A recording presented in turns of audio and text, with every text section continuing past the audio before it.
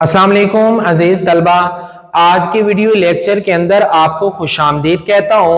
अजीज तलबा, आज के लेक्चर का आगाज एक मासूमाना सवाल के साथ करूंगा। क्या आपने कभी सोचा कि आप मोटरसाइकिल के ऊपर जा रहे हैं, मोटरसाइकिल चल रहा है, आपके पांव पायदान के ऊपर हैं, मगर मोटरसाइकिल एक साइड पर नहीं गिरता, लेकिन अगर वही मोटरसाइकिल जो है वो रुका हुआ है, स्टैंड पर नहीं लगा हुआ, आप अपने पांव उठाकर पायदान के ऊपर रखें तो मोटरसाइकिल एक साइड पर गिर जाता है।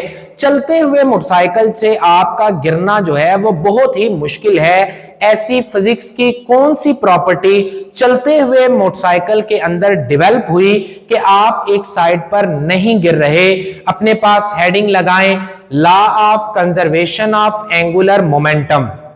अजीज तलबा, इसी टॉपिक से रिलेटेड एक छोटी सी एक्टिविटी मैंने परफॉर्म कर रखी है, जिसका लिंक मैं डिस्क्रिप्शन के अंदर दूंगा, उसको भी जरूर देखिएगा ताकि आप टॉपिक को अच्छे से समझ सकें। अजीज तलबा, law of conservation of angular momentum क्या कहता है? यह लॉ कहता है कि जब किसी बॉडी के ऊपर एक्सटर्नल टॉर्क ना लगाई जाए तो उस बॉडी का एंगुलर मोमेंटम कंजर्व्ड रहता है या कांस्टेंट रहता है, या यूं कह लें कि तब्दील नहीं हुआ करता। अजीज तलबा, अब law of conservation of angular momentum को माइक्रोस्कोपिक लेवल पर भी वेरीफाई कर रखा है। कॉस्मोलॉजी के लोगों ने भी इसको वेरीफाई कर रखा है। कॉस्मोलॉजी के लोग वो हैं जो इस चीज को स्टडी करते हैं कि ये दुनिया किस तरह से बन गई, यूनिवर्स किस तरह से जो है वो हरकत के अंदर है, मोशन के अंदर है, या यूनिवर्स का जो मुताला करते हैं उसको कॉस्मोलॉजी कहते हैं। अजीज तलबा, एंगुलर मोमेंटम एक एक्सिस की तरफ डायरेक्शन रखने वाली क्वांटिटी है। आप इसका एक्सिस जो है वो तब्दील नहीं कर सकते जब तक कि कोई एक्सटर्नल टॉर्क मुहैया न की जाए। आपने क्या कभी ये सोचा कि जमीन अपने एक्सिस के गिर्द घूम रही है, उसकी वजह कौन है? सूरज है। आपने क्या यूं नहीं सोचा कि जमीन सूरज की इताअत करते करते थक गई होगी? चलो यूं करते हैं कि जमीन को सूरज से खत्म करके मार्स के हिसाब से इसको अब रोटेट करना चाहिए। ऐसा क्यों नहीं होता? तो उसकी भी वजह law of conservation of angular momentum ही है। अजीज तलबा, सूरज जमीन को एक खास वैल्यू के अंदर टार्क मुहैया करता है, और इतनी टार्क कोई इर्द गिर्द मौजूद जो प्लेनेट है वो मुहैया नहीं कर पाता, इसलिए जमीन सूरज की फरमा बरदार है। आइए जरा इसको जो है वो रीड करते हैं। डेफिनेशन कहती है, if no external torque acts on a system then total angular momentum remains constant. It is verified from cosmology to microscopic level. It is vector quantity and direction along the axis of rotation, and this direction is also fixed. मैंने कहा कि ये direction कभी भी तब्दील नहीं होती जब तक कोई बैरूनी टार्क न लगाया जाए।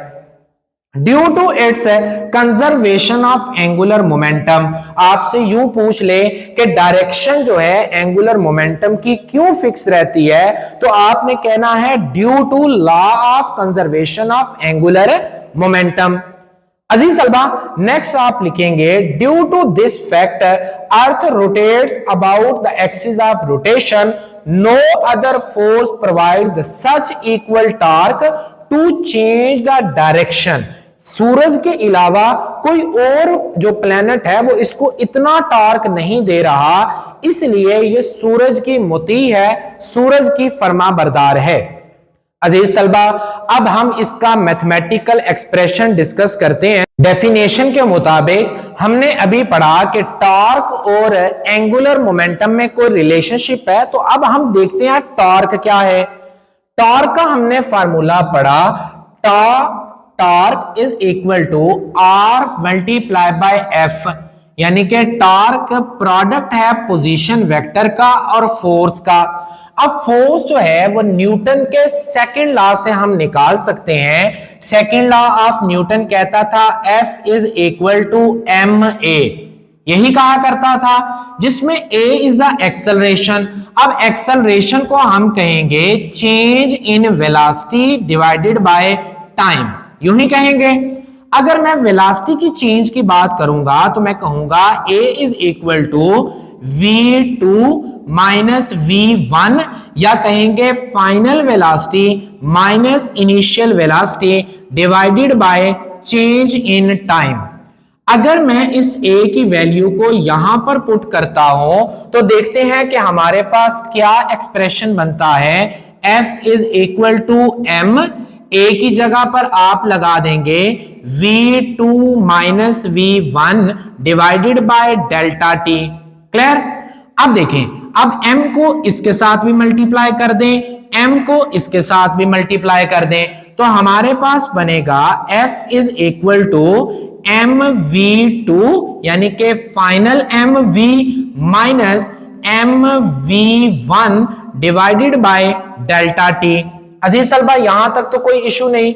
हमने एक और फार्मूला भी पढ़ रखा है, P is equal to mv, यानी कि momentum is actually product of mass and velocity. अगर आप इसी एक्सप्रेशन को यहां पर अप्लाई करें तो हमारे पास बनेगा ये फाइनल मोमेंटम, क्योंकि v2 है तो मैं इसको लिखूंगा pf यानी कि फाइनल मोमेंटम माइनस pi यानी कि initial momentum divided by delta t which is equal to f।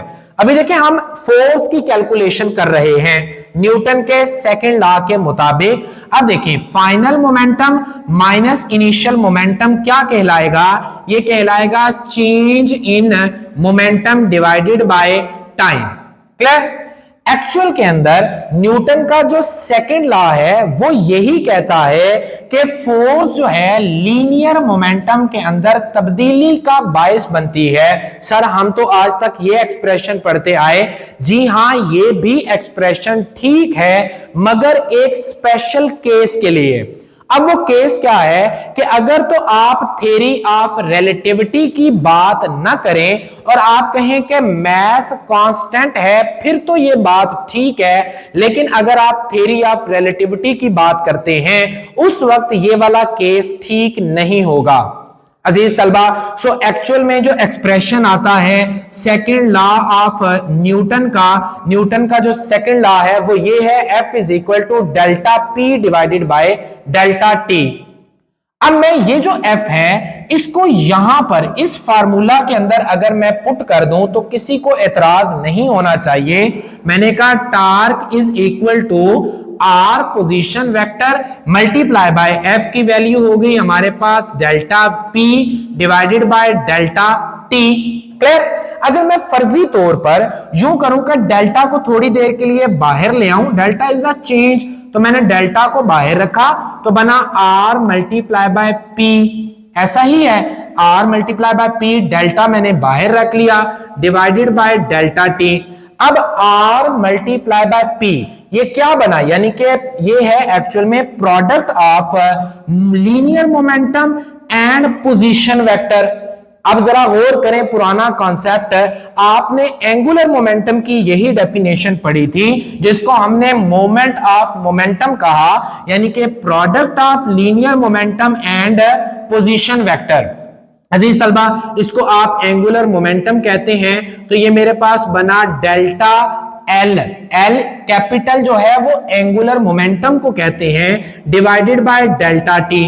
ऐसी ही बात है, अभी मैंने कहा कि law of conservation of angular momentum में ये जो एंगुलर मोमेंटम है ये तब्दील नहीं होता, ये तब्दील नहीं होता। तो अगर मैं कहूं कि delta L is equal to L2 यानी कि फाइनल एंगुलर मोमेंटम माइनस जो इनिशियल एंगुलर मोमेंटम है विच इज इक्वल टू 0, ये तब्दील नहीं होता।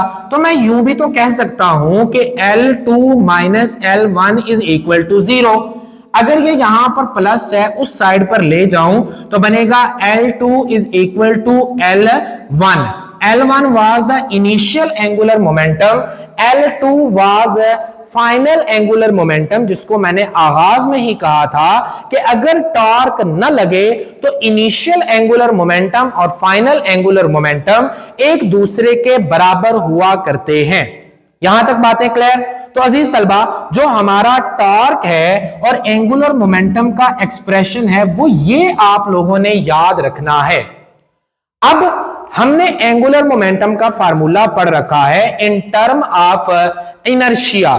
हमने कहा था L इज इक्वल टू, यहां पर मैं लिख रहा हूं L is equal to I omega. अगर मैंने इसे कहा ये L2 है तो मैं यूं लिखूंगा I2 ओमेगा 2, और ये L1 है इनिशियल एंगुलर मोमेंटम, तो I1 omega 1। So this one is over another expression. ये हमारा एक और एक्सप्रेशन है जिसकी मदद से आप बता सकते हैं कि एंगुलर मोमेंटम कंजर्व्ड वैल्यू है। अजीज तलबा, मैं साइड पर हूं, आप इसका स्क्रीन शॉट लें। उसके बाद जो एप्लीकेशन के ऊपर बात करते हैं, application of law of conservation of momentum के अंदर देखते हैं a diving man from diving board. ये वो शख्स होता है, आपने कभी वीडियोस में देखा होगा कि एक ऊंचे सारे जो है वो मंजिल के ऊपर से ये पानी के अंदर छलांग लगाता है, लेकिन इसको कुछ नहीं होता। और अक्सर जो है वो हम देख रहे होते हैं कि उसकी जो कलाबाजियां हैं, जिसको हम समरसॉल्ट कहते हैं इंग्लिश में, कलाबाजियां गिन रहे होते हैं कि जी इस डाइवर ने छलांग लगाई तो इसने 3 कलाबाजियां ली, इसने 2 ली, इसने 5 कलाबाजियां ली। अब वो कलाबाजियां किस बेस पर लेता है? वो law of conservation of angular momentum की बेस पर लेता है। जब डाइवर ऊपर छत के ऊपर होता है या बोर्ड के ऊपर होता है तो वो छलांग लगाता है। पहले तो अपनी बॉडी को स्ट्रेच करता है और फिर बाद में अपने बाजुओं को भी क्लोज कर लेता है यूं करके, और अपनी टांगों को भी यूं करके क्लोज कर लेता है। आप यूं कह लें कि वो एक कुबूसा बन जाता है, जिसकी वजह से उसके बाजुओं का और टांगों का जो मास होता है उसके सेंटर ऑफ मास के गिर्द इकट्ठा हो जाता है। अब उसकी वजह से उसकी एंगुलर वेलोसिटी जो है वो इंक्रीज हो जाती है। मोमेंट ऑफ जो उसका इनर्शिया है एक्चुअल में वो क्या करता है? डिक्रीज हो जाता है। इसकी वजह से वो क्या करता है? समरसॉल्ट यानी कि कलाबाजियां जो है वो लिया करता है। तो अजीज तलबा, इसको मैंने लिखा डाइवर टेक्स फ्यू समरसॉल्ट, कलाबाजियां लेता है, बाय क्लोजिंग आर्म, अपने बाजुओं को और टांगों को क्लोज कर लेता है, which increase the angular velocity and decrease the inertia, जिसकी वजह से उसकी एंगुलर वेलोसिटी बढ़ती है और वो अपने जो मैस है और मैस के गिर्द ही, सेंटर ऑफ मैस के गिर्द ही हमेशा क्या होता है कि वो बॉडी रोटेट करती है। अब उसने अपना मैस जो है जो बाजुओं का यूं फैला हुआ था उसको भी यूं सिकेड़ कर क्या कर लिया? सेंटर ऑफ मैस के करीब कर लिया। अजीज तलबा, इसी तरह से स्पिनिंग आइस स्केटर, ये वो लोग होते हैं जिनके जो शूज होते हैं उनके नीचे टायर लगे होते हैं। आजकल तो वैसे आम है, रोड के ऊपर भी ये लोग कर रहे होते हैं, लेकिन एक्चुअल में ये ज्यादातर फिनोमिनन और एक्सपर्ट जो लोग हैं वो बर्फ के ऊपर करते हैं। अब उनके जो जूते होते हैं उनके नीचे टायर लगे होते हैं, तो वो क्या करते हैं कि अपने यूं करके एक्सिस के ऊपर जो है वो रोटेट कर रहे होते हैं। क्लियर? अब क्या है, अगर उनकी यूं बाजू खुली हुई हो और वो रोटेट करेंगे तो उनकी ये जो घूमने की एबिलिटी है ये कम होगी, यानी कि उनके जो चक्कर लगेंगे वो थोड़े लगेंगे। लेकिन वो क्या करें, अपने बाजुओं को यूं करके क्लोज कर लें, ठीक है। अब उनके जो घूमने की रफ्तार है वो क्या हो जाएगी? तेज हो जाया करेगी। ये भी किस वजह से है? एंगुलर मोमेंटम के कंजर्व होने की वजह से। अजीज तलबा, या आप इसको यूं समझ लें कि आप एक कुर्सी के ऊपर बैठे हुए हैं, जो कुर्सी गोल गोल घूमती है।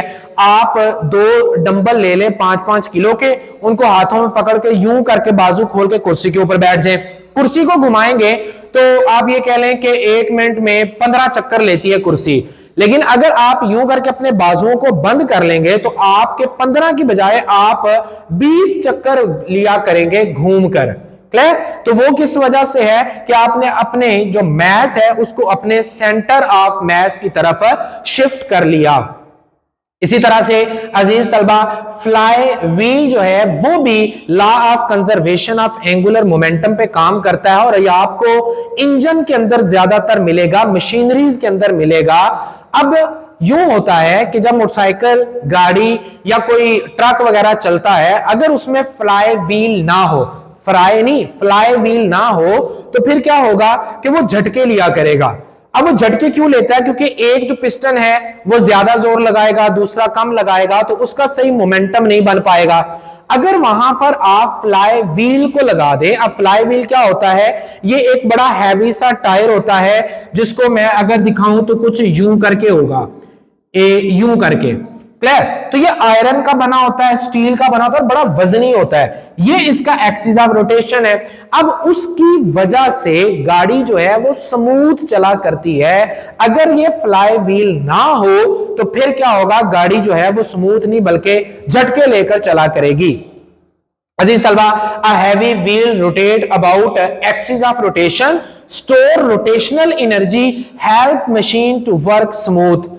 अजीज तलबा, अब law of conservation of angular momentum के ऊपर ही एक और इंस्ट्रूमेंट जिसको आप गायरोस्कोप कहते हैं, इसको जायरोस्कोप भी पढ़ते हैं लेकिन एक्चुअल में ये गायरोस्कोप लफ्ज है, वो कुछ इस तरह का दिखता है। अब इसके अंदर एक्चुअल में ना 3 रिंग होते हैं।